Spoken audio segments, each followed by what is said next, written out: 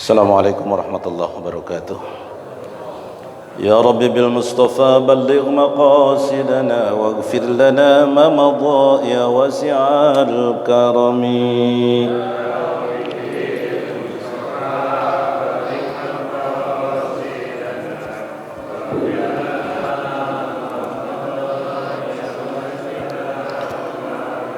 ولا يضيق رسول الله جاهك بإذا الكريم تجلى باسم منتقم يا رب بال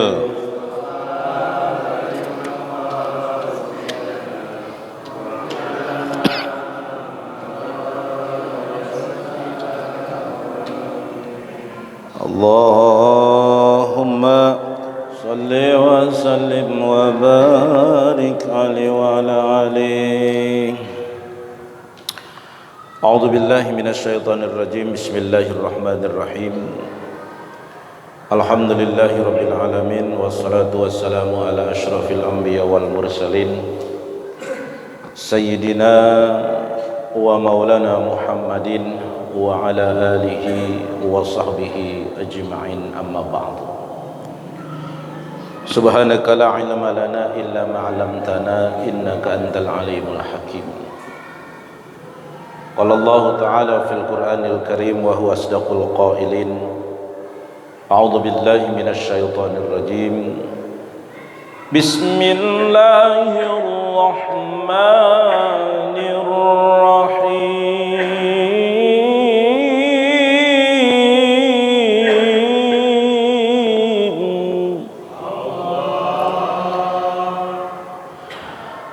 قالوا طائركم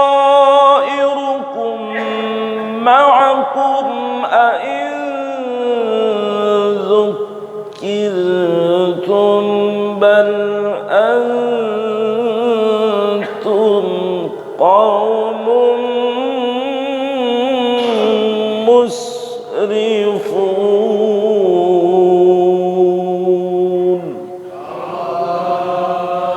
قال Rasulullah sallallahu alaihi wasallam, Masya Allah kana wa ma lam yasha lam yakun. Sadaqallahul aliyyul azim wa sadaqa rasuluhun nabiyul habibul karim wa nahnu ala dzalika minasy syahidin wasyakirin walhamdulillahi rabbil alamin.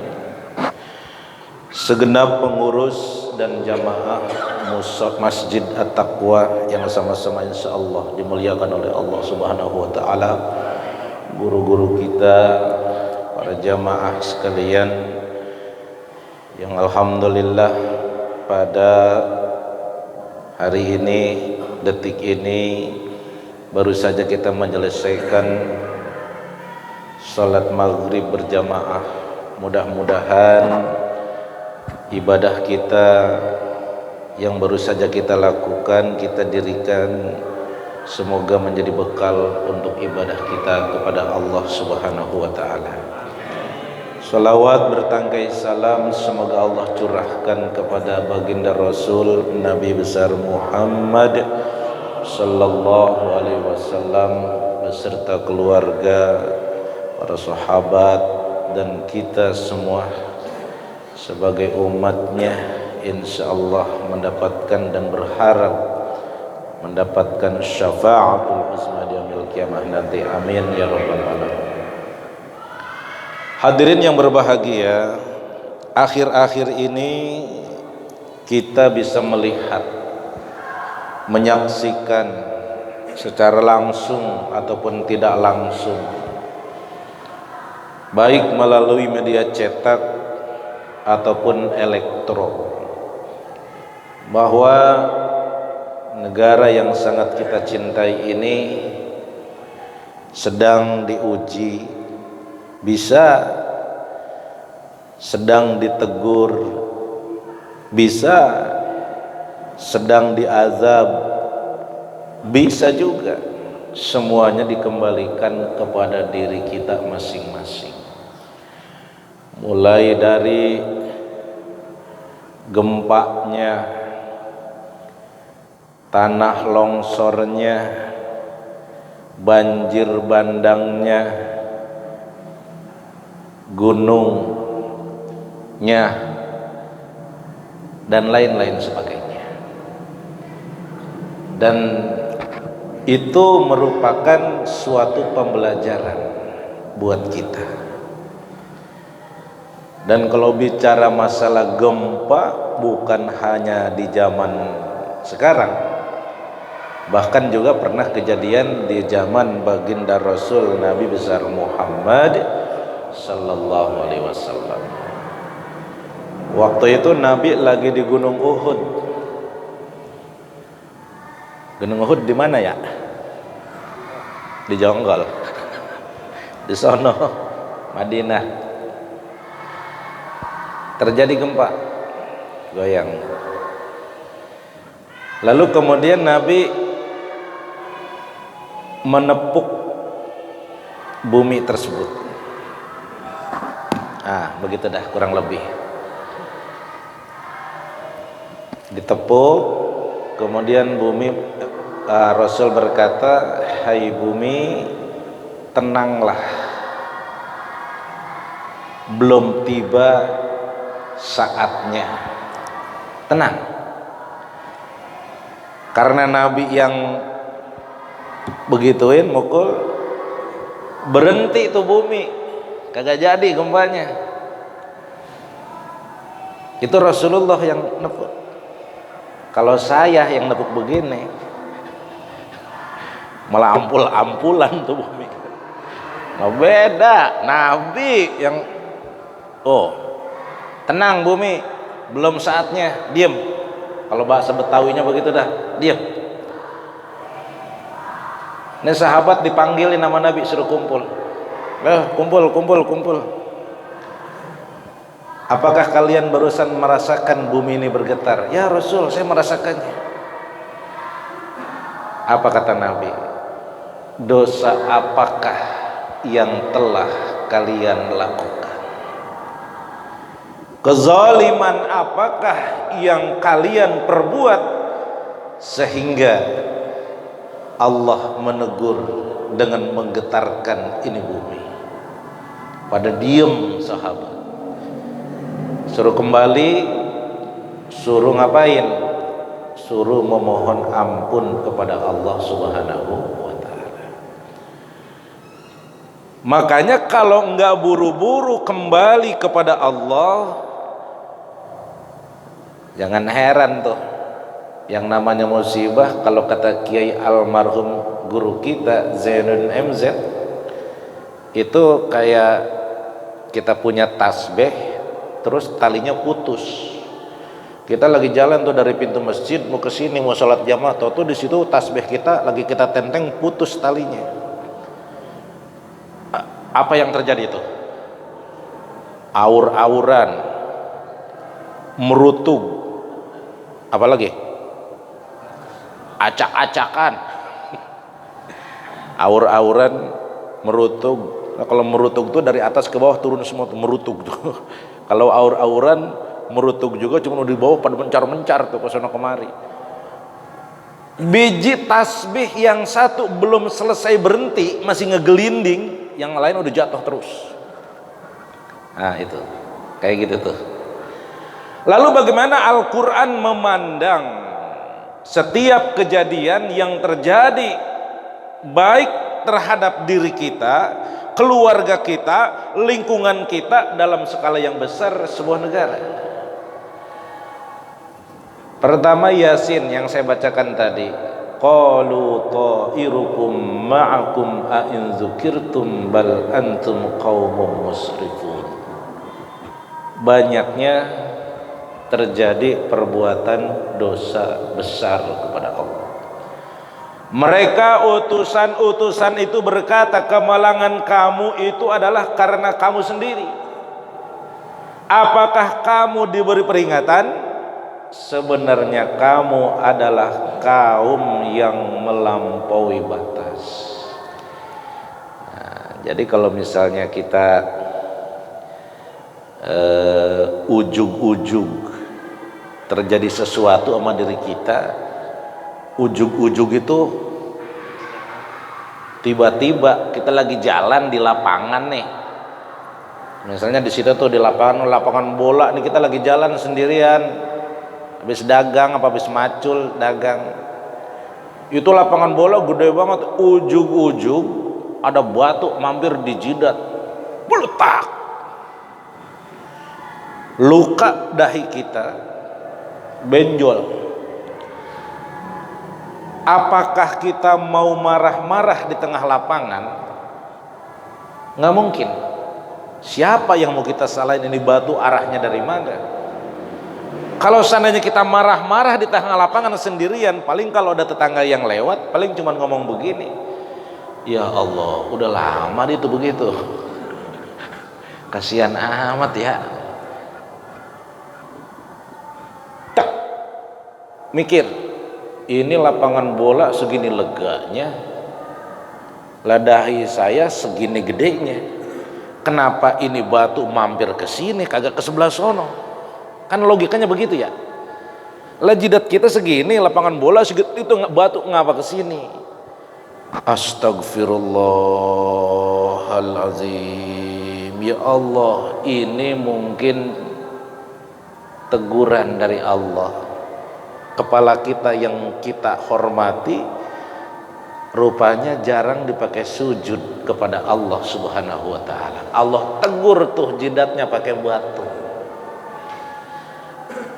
Diuji kita naik bis kota, kita bawa uang 500.000, sedangkan di dalam bis itu kita yakin bahwa ada orang yang membawa uang yang lebih banyak dari kita. Kitanya kecopetan.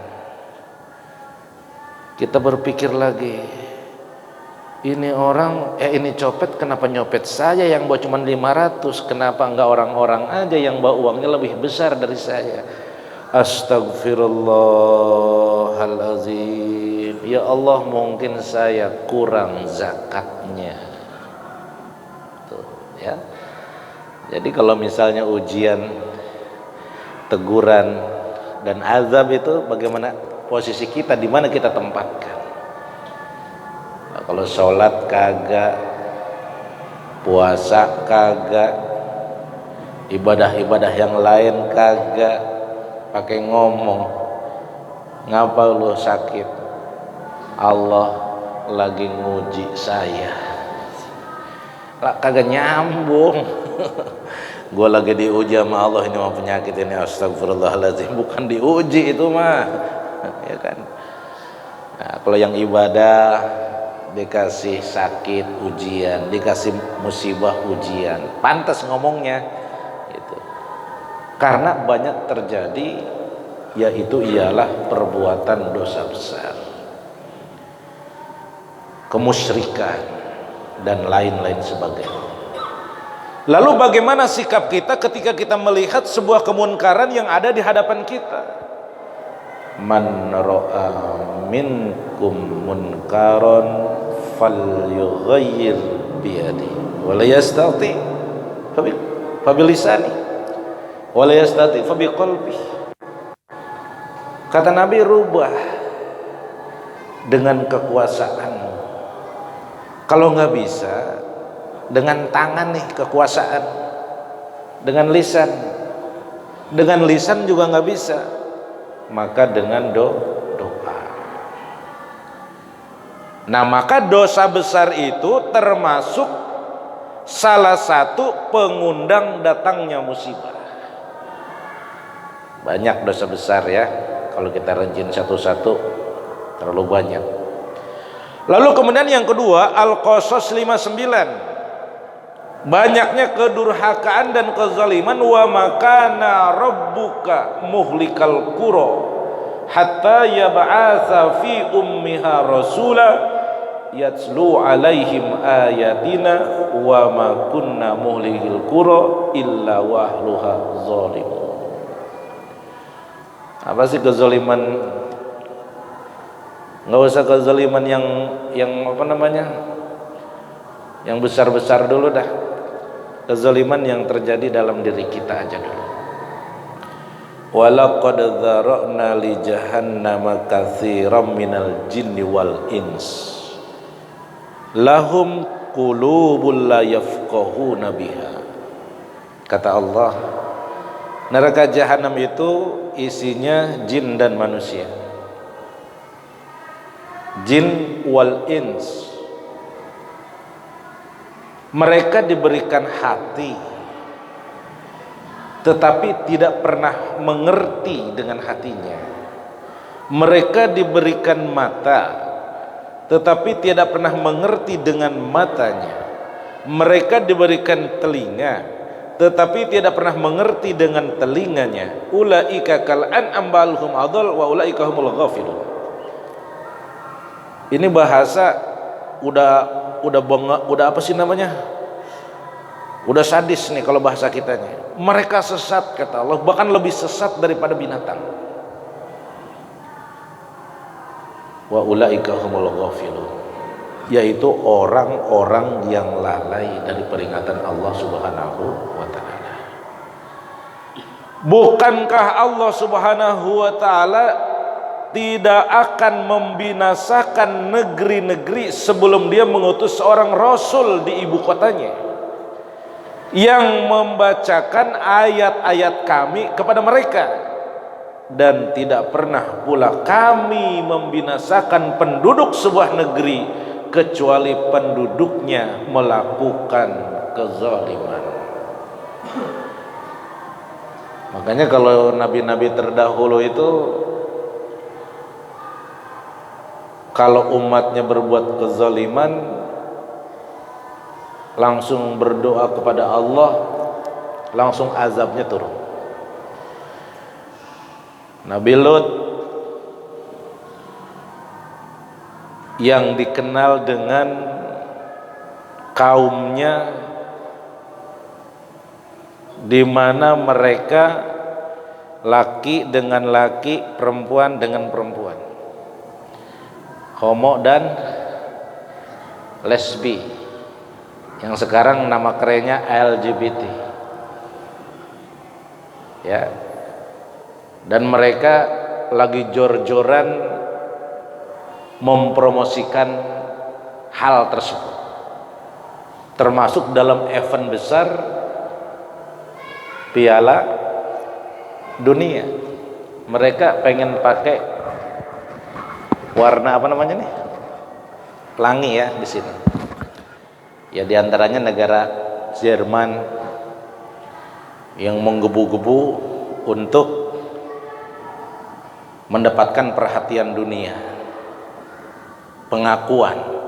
Untungnya Qatar ketat, nggak bisa masuk. Rupanya sampai sekarang masih banyak. Nah, ya alhamdulillah pulang kampung udah dia kalah. Kalah dia. Kalahnya sama mana ya? Kalau saya sih megang Maroko.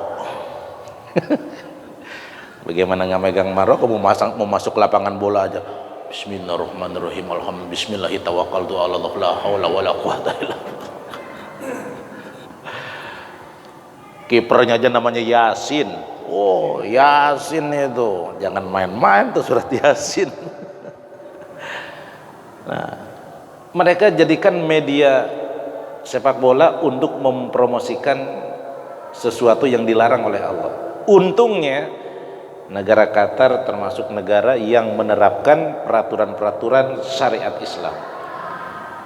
Tidak ada di dalam sejarah pembukaan sepak bola dipakai ayat Quran, ya kan? dibacain Quran dulu, sholawat dan lain sebagainya. Masya Allah. Nah, jadi Allah itu tidak akan membinasakan sebuah negeri sebelum Allah mengutus para rasul untuk membacakan ayat-ayat dan firman-firman Allah. Kaum Nabi Musa, kaum Nabi Nuh, waduh, luar biasa, azabnya itu langsung nyata. Hai Musa, saya mau beriman kepada Tuhanmu, juga engkau, tapi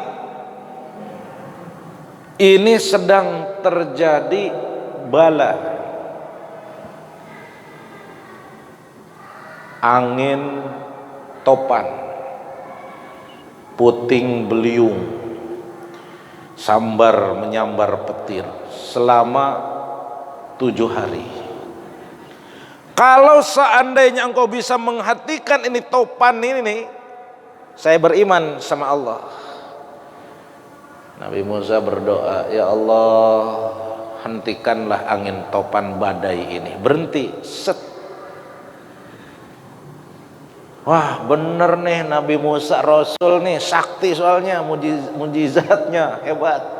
Beriman sama Allah, ikut Nabi Musa. Dapat sebulan, kafir lagi. Parah ini. Diserang lagi, diberikan sama Allah azab yang kedua, belalang. Itu belalang bukan 100 miliaran belalang. Hai Musa, kamu kan Nabi dan Rasul, tolong dong doa sama Allah ini belalang supaya hilang. Kalau ini hilang, saya iman sama Allah. Nabi Musa doa lagi, belalang hilang. Beriman sama Allah, ikut Nabi Musa sebulan. Lewat sebulan, kafir lagi. Nabi Musa masih sabar. Dapat sebulan, kembali lagi kafir. Allah azab lagi, kutu. Begitu lagi. Yang berikutnya, kodok, katak. Pokoknya di mana aja ada air, ada kodok di situ. Bukan 1, 2, 3, banyak. Begitu lagi yang berikutnya, Allah uji, bukan diuji, diazab dengan darah. Di mana ada unsur air langsung berubah jadi darah. Hei Musa, tolong dong doa sama Tuhan kamu. Kalau seandainya di darah bisa hilang, saya iman sama Allah. Kata Nabi Musa, angin topan udah, belalang udah, kutu udah, kodok udah, darah udah. Ini yang terakhir nih. Begitu darah hilang, iman kau kelar, langsung selesai. Dikasih azab oleh Allah Subhanahu wa ta'ala. Makanya hadirin yang berbahagia, supaya negeri ini, diri kita ini, lingkungan kita aman terkendali, syaratnya walau anna ahlal qura amanu wa taqau la fatahna alaihim barakatim minas samai wal ardh. Kalau seandainya sebuah penduduk negeri itu beriman dan bertakwa, maka Allah akan memberikan keberkahan, baik yang ditumbuhkan dari bumi ataupun yang diturunkan dari langit. Syaratnya cuma 2, amanu wa taqau, udah itu. Maka iman adalah mutiara paling mahal, harta paling berharga yang harus kita jaga. Dari awal sampai akhir hidup kita, la ilaha illallah. Lalu kemudian Ar-Rum 41, zaharul fasad fil barri wal bahr bima kasabat aidin nas. Banyaknya kerusakan alam secara sistematis dan masif.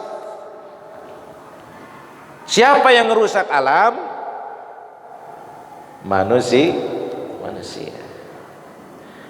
Pasir laut diapain? Pasir laut disedot, diambil pasirnya, kalau sepengki kali nggak terasa. Lah kalau ngambilnya bertonton, bisa jadi akan menimbulkan masalah. Hutan ditebangin, nanamnya ogah, nebanginnya mah semangat banget. Wah, pohon besar-besar tuh habis, gundul hutan. Nah, nanamnya yang baru segede begini ditanam, berapa ratus tahun itu harus dia bisa tumbuh besar. Ini kerusakan oleh tangan-tangan manusia. Maka ketika terjadi kerusakan yang dilakukan oleh tangan-tangan manusia mengikuti akan hawa nafsunya untuk memenuhi kepuasan dunia, nah di situ dah Allah memberikan teguran. Air yang tadinya nyangkut di akar, kata air, ya kagak ada pegangan ini, terus aja terus, ya, terus dah. Nah kalau airnya segelas, nah kalau airnya sedanau, ya kan, nyampe dah ke kampung. Air kalau udah lewat kan apa aja diajak. Kata batu, mau kemana air? Bawah, ayo gue ikut. Ngikut. Batu ngikut, pasir ngikut, pohon ngikut, lalu semua ngikut, diajak sama dia. Akhirnya terjadi bencana. Maka Rasulullah SAW itu memberikan pembelajaran seperti itu. Kembali kepada Allah, ibda binafsik, memperbanyak istighfar, mohon ampun kepada Allah Subhanahu wa ta'ala. Lalu yang keempat, banyaknya atau adanya pemimpin-pemimpin yang berbuat maksiat dan zolim kepada rakyatnya. Ini juga termasuk salah satunya. Maka ketika seorang gubernur, siapa namanya tuh gubernur Mesir? Amr bin As, merasa gubernur, ini ada masjid mau dilebarin. Nah model kayak kita begini nih, masjid dilebarin, ada tanah orang Yahudi, sama pemborongnya dibilang, "Hei Yahudi, ini mau ada proyek nih, pelebaran masjid, tanah kamu ini mau dibeli." Kata Yahudi, kagak, saya kagak bakalan jual. Ini peninggalan leluhur saya, sampai kapanpun gak bakalan dijual. Dengan harga tinggi, kagak dijual. Kalau emang gak mau dijual dengan harga tinggi, mau kagak mau, saya gusur. Oh, kalau seandainya kamu berani gusur tanah saya mau lapor sama khalifah Sayyidina Umar. Ya udah, lapor sono. Lapor dia. Seujeg-ujeg gitu, seumur-umur baru tahu namanya Sayyidina Umar dan belum pernah melihat wajahnya. Nekat aja nih Yahudi berangkat, sampai di tempat yang dituju, lalu bertanya kepada masyarakat sekitar. Misi Pak, saya mau nanya, kenapa? Saya mau ketemu Khalifah Sayyidina Umar. Di sebelah mana ya? Oh, di sana noh, di ujung. Begitu jalan, bertemulah dengan seseorang. Saya ingin bertemu Sayyidina Umar. Apakah engkau pernah melihat Umar? Belum. Istananya di mana ya? Istananya di atas lumpur. Para penjaganya orang-orang miskin dan anak-anak yatim. Dia bingung. Yang mana ya orangnya? Nih yang ada di hadapan kamu. Ada apa? Saya ingin ngadu. Itu saya punya tanah di sono noh, di kampung saya, mau digusur sama gubernur. Terus saya nggak mau jual. Terus mau dibayarin dengan harga tinggi, saya juga nggak mau jual juga. Terus ternyata saya mau digusur. Terus saya ngadu ke sini, minta pembelaan. Ya udah, ambil tulang noh, ambil tulang onta, digaris pakai pedang, seret. Nih tulang kasih nih sama gubernur kamu di sana. Begitu dia nerima tulang yang digaris pakai pedang, bingung nih Yahudi. Orang ngadu sama presiden, lah ini ngapa cuma dikasih tulang doang, ini urusan bagaimana ini? Ya udah dah, pulang dia, bawa tulang. Sampailah di tempatnya dan diadukanlah hal tersebut kepada gubernur Mesir, kalau sekarang negaranya Mesir. Gubernur, saya udah ketemu Khalifah. Oh, terus gimana? Beliau cuma nitip ini doang. Begitu dikasih tahu tulang dengan garis lurus pakai pedang, ini gubernur panas dingin, keringetan, ketakutan, lemes, jatuh. Ini Yahudi makin bingung. Nah, ini bagaimana sih dikasih tulang doang kok sampai begini takutnya? Pak Gubernur, ini bagaimana ceritanya? Yahudi, kamu tahu nggak pesan moral dari tulang yang pakai garis lurus ini? Nggak tahu. Ini Sayyidina Umar seolah-olah berkata kepada saya, hei gubernur, kalau hidup jangan sombong, kamu bakalan mati dan akan menjadi tulang belulang seperti ini. Maka hiduplah yang lurus seperti garis pedang ini. Kalau kamu nggak bisa lurus seperti garis pedang ini, aku yang akan meluruskannya pakai pedang ini. Lah bagaimana kagak gemeteran, resikonya kepala misah, ya kan? Itu Yahudi langsung bilang, ya udah gubernur, kalau begini mah dah itu tanah saya nggak usah pakai digusur, ambil aja udah buat pembangunan masjid. Dan detik ini saya ikrar masuk dalam agamanya Allah. Dia baca 2 kalimat syahadat. Coba dikasih tulang doang tuh. Kalau sekarang kita laporan dikasih tulang, dilemparin tulangnya. Mana dagingnya nih, kayak gitu ya. Nah, itu satu kisah di mana perjalanan hidup manusia itu berbagai macam ujian. Lalu kemudian yang kelima, wattaqu fitnatan la tusibannalladzi zalamu minkum khassah wa'lamu annallaha syadidul iqab. Dan peliharalah dirimu, kata Allah Subhanahu wa taala, dari siksaan yang tidak hanya menimpa orang-orang yang zalim saja di antara kamu. Ketahuilah bahwa Allah Subhanahu wa taala sangat keras siksaannya. Jadi kalau misalnya ada orang baik lalu kemudian diam melihat sebuah kemunkaran, maka ketika Allah akan menurunkan azab di tempat itu, maka Allah tidak memandang di situ ada siapa, ada orang baik.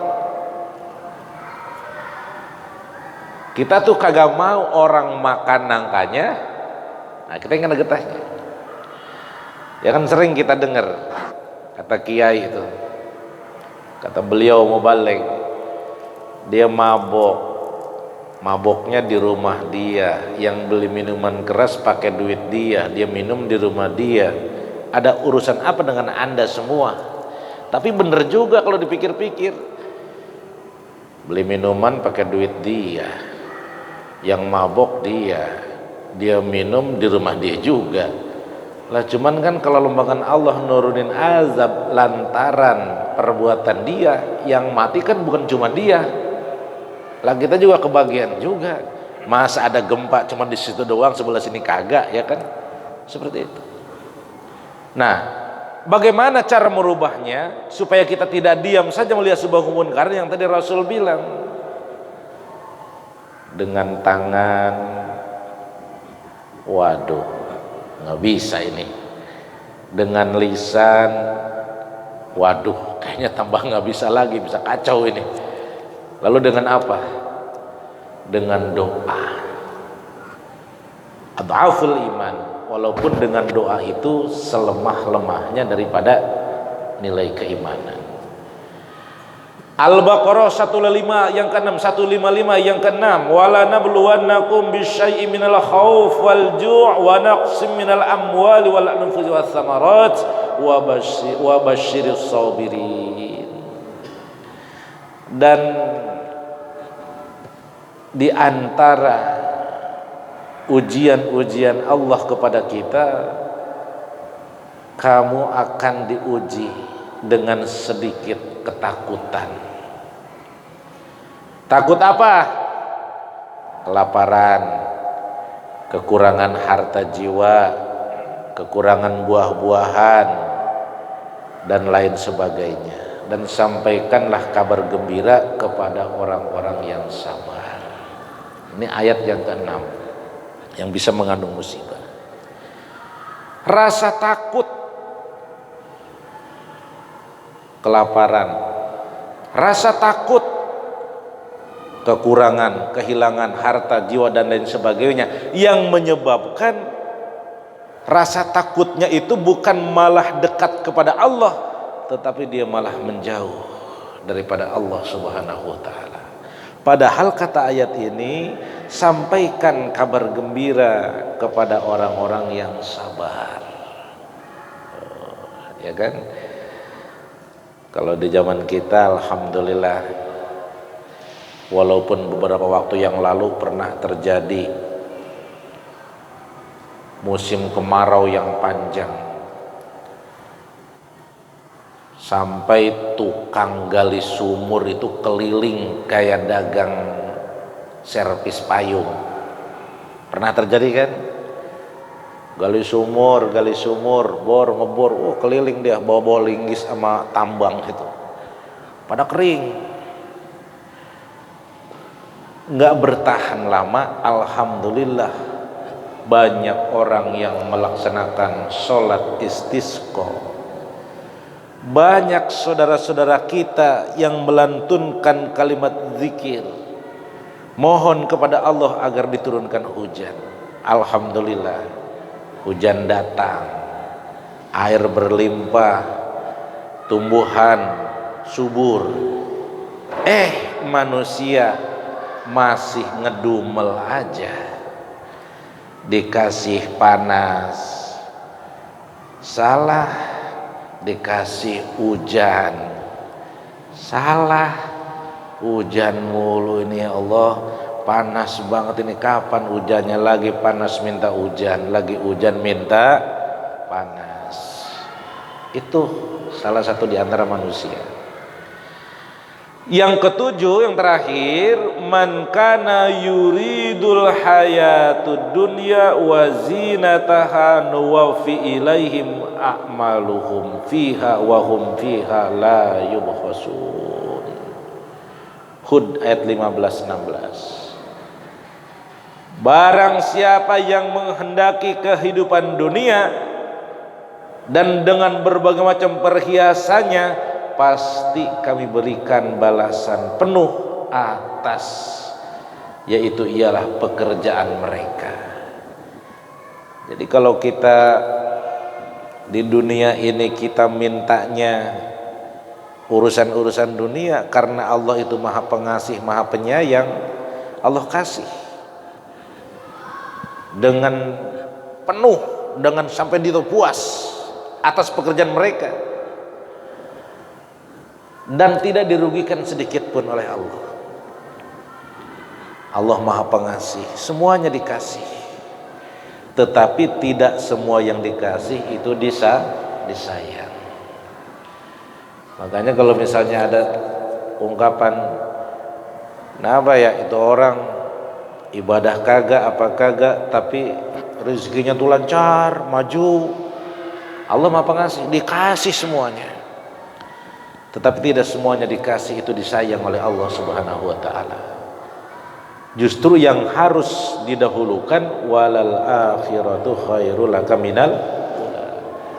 Kehidupan akhirat kita utamakan. Bukan berarti kita nggak perlu dunia, bukan. Silahkan cari, gapai, raih kehidupan dunia setinggi-tingginya, silahkan. Tapi jangan dijadikan sebagai tujuan. Kalau kehidupan dunia sudah kita jadikan sebagai tujuan, maka tidak akan pernah habis sampai kapanpun. Di atas langit masih ada langit. Kapan selesainya? Alhaakumut takasur hatta zurtumul maqabir. Kelar dah tuh.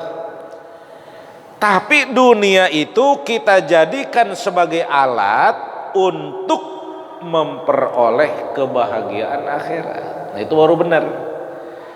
Jangan dijadikan tujuan, tapi jadikan sebagai alat. Ketika dunia sudah kita jadikan sebagai alat untuk memperoleh kebahagiaan akhirat, maka insya Allah setiap pekerjaan dunia insya Allah punya nilai ibadah di hadapan Allah Subhanahu wa ta'ala. Kita pergi dagang, buka warung, buka toko, bentuk ikhtiar, doa, Bismillahirrahmanirrahim, Bismillahirrahmanirrahim, Allah la haula wala quwata illa billah. Berangkat dari rumah ke pasar, bawa dagangan, yang warung buka tokonya. Setelah dagang dihitung per minggu, per bulan keuntungan sekian. Oh, di situ ada hak orang miskin. Oh, di situ ada hak anak-anak yatim. Maka keluarkan sedekahnya, itu yang akan menjadi barokah di hadapan Allah Subhanahu wa ta'ala. Kalau yang di genggaman kita mah belum tentu jadi milik kita. Bisa jadi milik orang lain, bisa. Yang hakikatnya menjadi milik kita adalah harta yang kita keluarkan di jalan Allah Subhanahu wa ta'ala. Menurut perasaan kita berkurang 10.000, lalu kita sedekah 1.000, perasaan kita jadi 9.000, padahal tidak. Justru yang 1.000 itulah yang nanti insya Allah akan menemani kita ketika kita berada di alam barzah, di alam kubur. Kita ditemani oleh amal-amal kita. Bahkan kita bisa bertanya, kamu siapa? Saya adalah duha. Kamu siapa? Saya adalah tahajudmu. Kamu siapa? Saya adalah ibadah kurbanmu. Kamu siapa? Saya adalah ibadah membaca Qur'anmu, saya sedekahmu, dan lain-lain sebagainya. Maka kalau kuburan kita pengen lampunya terang seperti masjid ini, maka investnya dari sekarang, bukan kalau udah mati. Sekarang kalau udah mati mah semuanya juga pengen mohon kepada Allah, ya Allah hidupin sebentar, sesaat, fa asaddaqu aku minas salihin, saya akan sedekahkan semua harta saya. Nggak bisa, kata Allah, telat. Nah, mumpung kita masih diberikan kesehatan, maka manfaatkanlah nilai kesehatan kita, keluangan waktu kita, masa muda kita, masa hidup kita sebelum kita datangnya kematian yang sudah barang tentu semuanya akan kembali kepada Allah Subhanahu wa taala. Nah, jadi itulah hadirin yang berbahagia, pandangan Quran ketika musibah itu datang, baik kepada diri kita, lingkungan kita, dan negara kita, semuanya dikembalikan kepada diri kita masing-masing. Apakah itu bisa menjadi ujian, apakah itu bisa menjadi teguran, apakah itu bisa menjadi azab, itu dikembalikan kepada diri kita masing-masing. Mudah-mudahan kita selalu dilindungi oleh Allah Subhanahu wa taala, diberikan keselamatan fid dunya wal akhirah, dan mudah-mudahan semuanya saudara-saudara kita yang sedang diuji oleh Allah Subhanahu wa taala, yang di Cianjurnya, yang di Jawa Tengah, Jawa Timurnya, Sukabuminya, semuanya yang meninggal dunia, semoga Allah jadikan, tempatkan di tempat maqamah mahmuda, yang sakit diangkat penyakitnya oleh Allah dan diberikan kesabaran oleh Allah Subhanahu wa taala. Al-Fatihah. A'udzubillahi minasyaitonirrajim. Bismillahirrahmanirrahim. Alhamdulillahirabbil alamin arrahmanir rahim maliki yaumiddin. Iyyaka na'budu wa iyyaka nasta'in. Ihdinas siratal mustaqim, siratal ladzina an'amta 'alaihim ghairil maghdubi 'alaihim waladdallin. Rabbighfirli wa li walidayya amin. Lebih kurangnya mohon maaf. Billahi taufiq wal hidayah. Assalamualaikum warahmatullahi wabarakatuh.